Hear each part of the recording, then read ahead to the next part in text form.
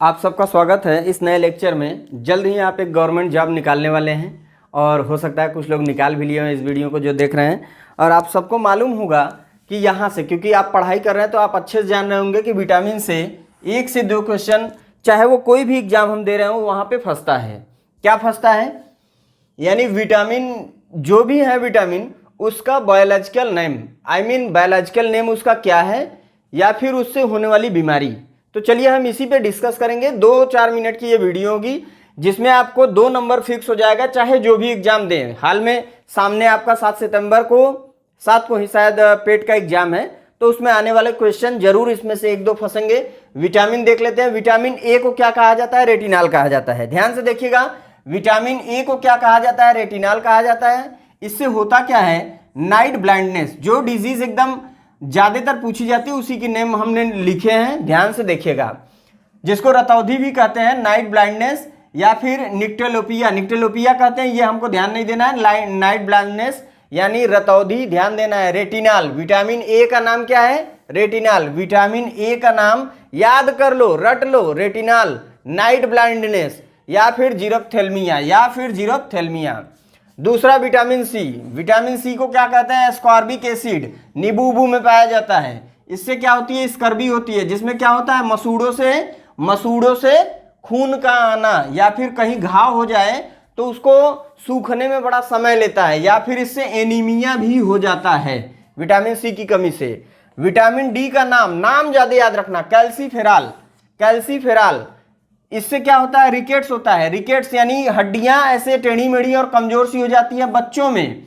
और ओस्टियोमलेशिया होता है एडल्ट में, इन एडल्ट। ओस्टियोपोरोसिस भी होता है, जिसमें हड्डियों का झड़ना, दांत वात कमजोर हो जाना, ये सारी चीजें। विटामिन ई, इसका नाम क्या है? टोकोफेरॉल। ज्यादातर क्वेश्चन कई जगहों पे आजकल ये ट्रेंड में चल रहा है, टोकोफेरॉल। विटामिन ई का नाम एकदम रट के रख लो, वेरी इंपॉर्टेंट। और यहां से होता क्या है? ये इनफर्टिलिटी वाला क्वेश्चन 2-3 जगहों पे ये पूछा जा चुका है कि इनफर्टिलिटी किस विटामिन से की कमी से हो रहा है, तो विटामिन ई। यहां पे आईएमपी लगा लेना, ठीक है। चलिए, और मस्कुलर वीकनेस कोई बड़ा रोल नहीं है, इनफर्टिलिटी हमने बता दिया। विटामिन के, इसको भी टिक कर लो, आईएमपी, क्योंकि अभी तक हम लोग क्या करते थे? एबीसीडी रट के रखते थे कि vitamin A, B, C, D, E, K ये है, और इसमें हम ये रट लिए थे बी और सी क्या है?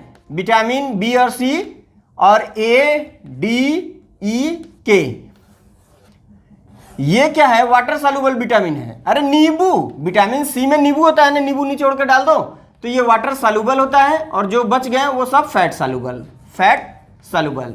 तो ये याद रखना। चलिए, वेरी इंपॉर्टेंट, हमने के को कहा है, इसका नाम क्या है? फाइलोक्विनोन।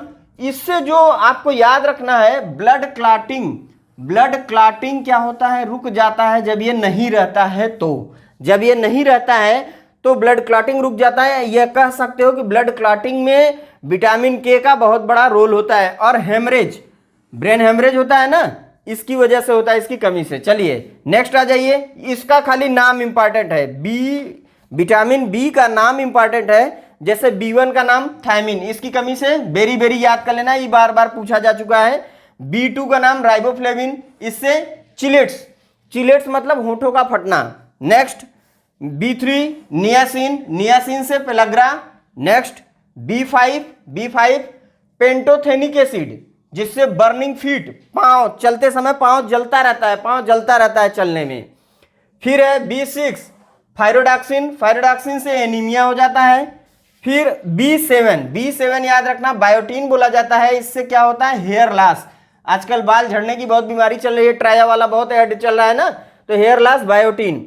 B7 से होता है हेयर लॉस, याद रखना। B9 फोलिक एसिड से मेगलोपिया एनीमिया, ठीक है, या मेगलोब्लास्टिक एनीमिया। नेक्स्ट आ जाइए B12, ये इंपॉर्टेंट है, कोबालामाइन। इससे क्या होता है? नर्व्स डिजीज होते हैं, या फिर पर्सिनियस एनीमिया। इसका नाम याद कर लीजिएगा, किसका? ये B12 का, B7, B6, B2 का क्या नाम है? राइबोफ्लेविन।